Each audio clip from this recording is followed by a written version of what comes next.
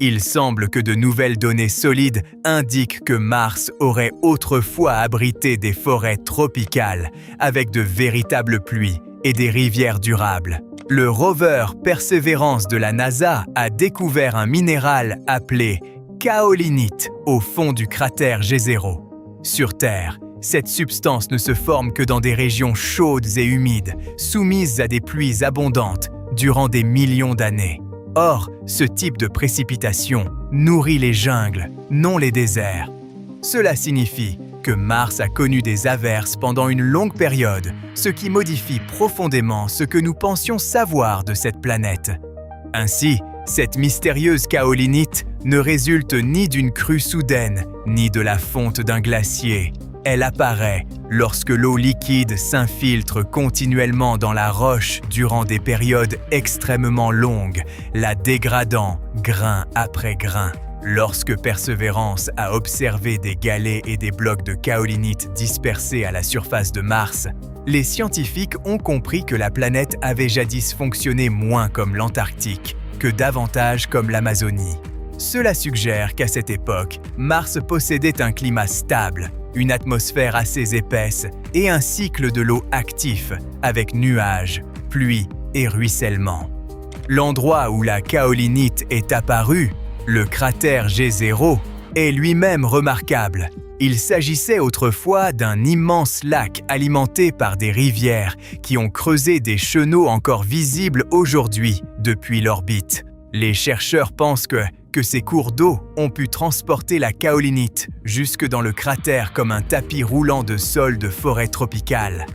Une autre hypothèse suggère qu'un impact de météorite aurait arraché ce matériau au terrain voisin avant de le projeter sur place comme des éclats cosmiques. Quoi qu'il en soit, l'eau a clairement déplacé ces roches et cette eau vive est déterminante car l'eau stagnante ne façonne pas les paysages de cette manière. Toute forme de vie connue dépend de l'eau liquide. Ni la glace ni la vapeur ne suffisent. Il faut une eau qui demeure présente.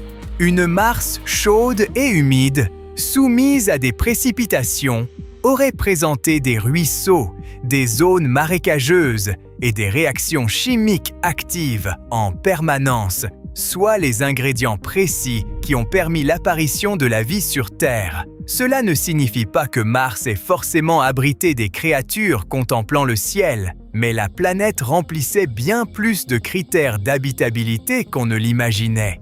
Pendant des décennies, Mars semblait n'avoir peut-être dégelé que brièvement avant de geler pour toujours. Elle apparaît désormais comme un monde resté relativement stable durant des centaines de millions d'années avant que tout ne se dérègle. Les chercheurs pensent qu'un de Mars a peu à peu perdu son atmosphère, faute d'un champ magnétique puissant, bouclier protégeant les planètes du vent solaire. Ce flux constant de particules chargées émis par le Soleil qui peut lentement dépouiller une planète. Quoique l'idée de forêt tropicale fasse les gros titres, Mars continue de révéler d'autres surprises. En 2025, des scientifiques ont identifié sur la planète rouge des puits de lumière, d'immenses ouvertures dans la surface qui plongent directement dans d'anciens réseaux de grottes souterraines. Sur Terre, ce type de cavité protège la vie contre les radiations, les variations thermiques et les perturbations de surface, ce qui en ferait des refuges idéaux si une vie martienne primitive avait existé. Certaines pourraient être d'origine karstique, c'est-à-dire creusées lentement par une eau légèrement acide, dissolvant la roche et formant des chambres souterraines au fil du temps. Un tel processus exige de l'eau liquide et beaucoup de patience, deux éléments dont Mars semble avoir disposé autrefois. Les chercheurs pensent que ces grottes pourraient en piéger de la glace, conserver des signatures chimiques de la vie, voire renfermer de la matière organique intacte depuis des milliards d'années, comme une capsule temporelle encore scellée. Ces grottes se situent dans une région nommée Elbrus Valley, entre un ancien volcan et une vaste plaine de l'hémisphère nord martien. La zone ne présente pas de traces de tubes de lave, pourtant déjà identifiés ailleurs sur Mars. Elle montre au contraire d'anciens chenaux fluviaux, des minéraux hydratés et des sédiments qui ne se forment que lorsque l'eau demeure présente. Les chercheurs ont repéré 8 de ces ouvertures et ont compris qu'il ne s'agissait pas de cratères d'impact, car aucun matériau n'a été projeté vers l'extérieur lors de leur formation. La surface s'est simplement effondrée dans un vide souterrain. Les chercheurs ont reconstitué ce tableau grâce aux données d'anciennes missions martiennes. Cartes minérales, mesures d'hydrogène suggérant de l'eau enfouie et images orbitales extrêmement détaillées. L'essentiel est clair. Les grottes protègent ce qu'elles abritent. Elles bloquent les radiations, emprisonnent la glace et conservent les traces chimiques bien mieux que la surface. Si Mars a abrité la vie, même microbienne, ces cavités comptent parmi les meilleurs endroits pour en retrouver les vestiges. Un an plus tôt, en juillet 2024, le rover Perseverance a parcouru ce qui fut autrefois une rivière martienne. Après l'assèchement du cours d'eau, un fragment de paroi rocheuse s'est détaché puis est tombé dans le lit du chenal, où Perseverance l'a retrouvé, resté intact à travers les âges. Les chercheurs ont baptisé ce rocher Cheyava Falls. Sa surface présentait de minuscules points sombres, surnommés « graines de pavot », ainsi que de plus larges taches pâles, bordées d'un anneau sombre, appelé « tache de léopard ». En examinant la roche de près, le rover a également détecté des molécules organiques, c'est-à-dire des composés à base de carbone, éléments fondamentaux de toute vie terrestre. Depuis longtemps, on supposait que si Mars avait hébergé des microbes, des roches de ce type existeraient.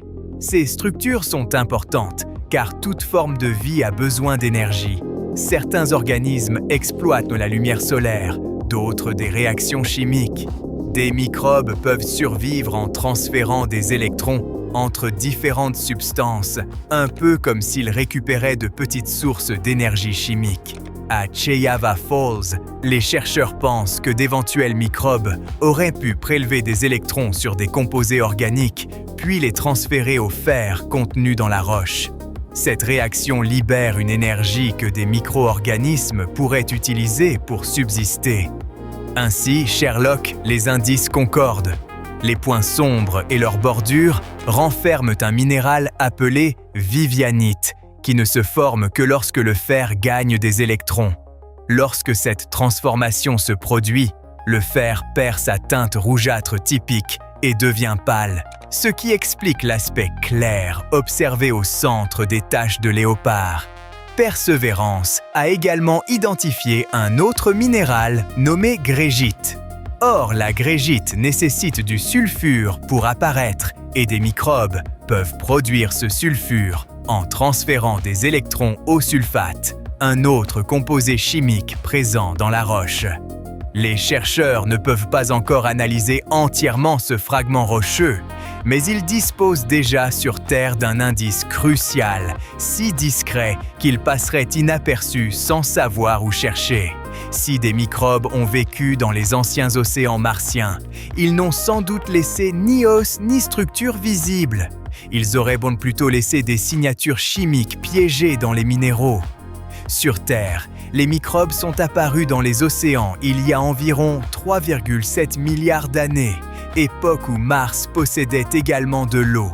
Lorsqu'elle s'évapore, elle dépose des minéraux et certains peuvent emprisonner des micro-organismes comme des insectes figés dans l'ambre. Sur Mars, on pense que les minéraux sulfates pourraient jouer ce rôle. Sur Terre, le gypse agit de manière comparable. Pour tester cette idée, des chercheurs se sont rendus dans une carrière de gypse en Algérie. Il y a des millions d'années, la Méditerranée a presque entièrement disparu, laissant derrière elle d'épaisses couches de gypse. Ces dépôts ont conservé d'anciennes bactéries à l'intérieur même du minéral, ce qui fait de cet endroit un excellent analogue de Mars. L'équipe y a testé un appareil compact appelé LIMS, abréviation de laser ablation, Ionization Mass Spectrometer, que je ne nommerai qu'une seule fois. Le principe est simple, un laser frappe un point minuscule de la roche, le vaporise, puis analyse les éléments chimiques libérés. Chacun produit un signal distinct, comparable à un code-barre. On peut ainsi repérer des signatures chimiques associées à la vie. Lorsque l'instrument a été dirigé vers le gypse algérien, Il a révélé de fines structures filamenteuses déjà connues comme bactériennes. Il a aussi détecté des minéraux dont les microbes favorisent la formation, comme la dolomite et certaines argiles. C'est important, car les microbes ne se contentent pas de laisser des fossiles, ils modifient aussi les roches pendant leur activité. Sur Mars, toutefois, l'analyse serait plus difficile. L'environnement y diffère de celui de la Terre et d'éventuels fossiles auraient des milliards d'années.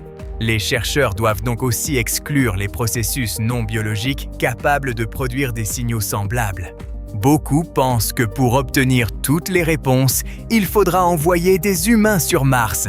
Et l'objectif principal de la première mission habitée ne serait pas d'exploiter des ressources ni de planter des drapeaux, mais de rechercher la vie. Les scientifiques veulent déterminer si Mars a déjà abrité des organismes vivants, si elle en héberge encore, ou si la planète a simplement connu les réactions chimiques ayant conduit à l'apparition de la vie. Ensuite, ils souhaitent comprendre où se trouvent l'eau et le dioxyde de carbone martien, comment ces cycles fonctionnent et comment ils ont évolué. La géologie vient ensuite, car les roches conservent la mémoire de la planète. Chaque couche raconte un fragment de son histoire. Les chercheurs doivent aussi étudier les effets de Mars sur le corps humain, le cerveau et les relations de groupe lorsque des personnes vivent isolées ensemble. Les projets à long terme vont plus loin encore. Comprendre comment plantes, microbes et animaux survivraient sur Mars, comment les radiations modifient l'ADN et si la reproduction peut se maintenir sur plusieurs générations. Ils veulent également savoir si d'éventuels microbes martiens pourraient menacer les astronautes ou leurs équipements.